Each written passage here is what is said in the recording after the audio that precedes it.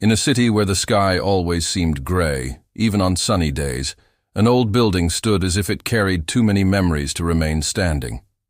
Its narrow corridors held more silences than echoes, and there, in room 306, lived someone who all the neighbors knew only as the girl with the headphones. He passed others with light steps, lowered eyes, and a gaze so absent that he always seemed to be somewhere else, or perhaps nobody. But there was something about the way she locked the door every night. 2 turns of the key, 3 turns of the latch, as if she was trying to keep the whole world out, and her own heart, too. On this particular night, the rain was falling hard, drumming against the windows as if it wanted to come in. Inside, the girl with the headphones didn't hear the rain. She was listening to a podcast about loneliness, his eyes fixed on the blank white wall, as if he was waiting for some image to appear out of nowhere. The narrator talked about the body that hungers for affection as if it were food, and without realizing it, she ran her fingers over her arm, looking for some kind of touch, even if it was from her to herself. The house lights flickered as she walked down the hall, as if the place was breathing. At every step, the crooked pictures, the minimalist furniture, the fogged-up mirror. No photos on the wall, no portraits on the dresser. Just silence decorating the space. But inside, the noise was deafening. It was as if something screamed inside every day. But she had learned to respond with one more notification, one more scroll through the feed, one more message viewed and ignored. From the outside, the world was a showcase of forced smiles and shallow connections. The bars were full, the hammocks were full, but the souls, empty. It was easy to find a body. It was difficult to find someone who would stay after the pleasure, who wouldn't go up in smoke with the first ray of sunlight. She knew that. He had once felt that kind of emptiness where even the most intimate touch felt distant, where eyes meet but hearts don't touch. Months before, I had met someone. One of those unexpected encounters in the elevator, where time seems to stretch just long enough for 2 souls to recognize each other. He wore a rumpled shirt, smelled of coffee and tiredness, but he had a kindness in his eyes that she no longer knew existed. For weeks, their paths intertwined, as if the universe had designed everything with precision. Messages in the early hours of the morning, laughter for no reason. That kind of conversation where time disappears and reality seems suspended. She thought for a rare moment that perhaps it was safe to let her guard down. But then he disappeared. Without a clear reason, without an explanation. Ghosting, they said. Just another episode of the series that changed the emotional life of a generation. She didn't cry. He didn't scream. It just silenced even more. She deleted the messages, archived the photos, but she couldn't delete the expectation that someone, one day, would see through her. It hurt, but it was familiar. Like when a wound reopens in the same place.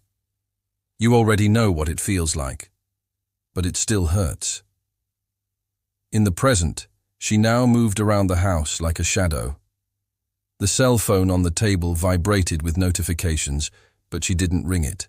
I was fed up with quick responses and slow connections. I missed something I never completely had. Real presence. Someone who would stay when the words were finished. Someone who saw what no one else saw. But no one seemed willing to look beyond the surface, beyond the edited photos, beyond the I'm cool facade. On the television screen, a documentary about social isolation was playing. The narrator said, "We were not made to survive alone, but we were taught to pretend we could." She hung up. It confronted her. Because deep down she knew. It wasn't neediness. It was hunger. Hunger for true connection, for touch that didn't ask for permission, for presence that wasn't interrupted by notifications. There was a notebook on her shelf that she hadn't opened in years. Black cover, yellowed pages, where she wrote letters to people who would never receive them. It was his secret healing ritual, writing down what he felt so he wouldn't forget that he still felt it. That night, with trembling fingers, she wrote one more. I exist. I want to be seen without having to hide behind filters. I want to be touched without fear of disappearing. I want to be loved without having to fall apart to fit in with others. Outside, the rain stopped, and for a brief moment, the world seemed suspended, a break from the chaos, a breath in despair. But inside her, something was moving, small, subtle, like a forgotten spark rekindling in the dark. It was the reminder that, even though she was hurt, she was still alive, and that meant he could still try. Over the next few weeks, she started changing little things. A good morning in the elevator, a longer look at the market cashier, a "how are you?" sent to someone she had already emotionally archived. These were not grand gestures. They were minimal but sincere openings. Like someone knocking on the door hoping that there will be someone on the other side willing to unlock it. And there was. It wasn't a movie romance. He wasn't someone who completed his sentences or knew his favorite songs. He was just someone who listened, who stayed, who didn't run away at the slightest sign of depth. And that, for her, was a miracle. Because, in today's world, being listened to carefully was already a form of love. Deep down, her hunger was never for company. It was by connection. Truly. By presence. For that rare kind of touch that doesn't start with the skin, but with the look. That doesn't require perfection, just sincerity. She learned that the pain of absence will never be healed by anyone's presence, but by the one who is not afraid to look inside and stay, even when the lights start to flicker. Room 306 was still silent, but it was no longer empty. The walls were still white, but now there were plants in the windows, books piled on the floor, and the smell of tea in the air. The house was still breathing. Only now, so was she. And in the end, she understood what no one had ever told her clearly. You're not needy.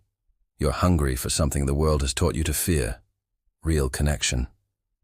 And that's why, if this video touched you in any way, don't ignore it. Like, comment, share. Because maybe, just maybe, someone is hungry on the other side of the screen too.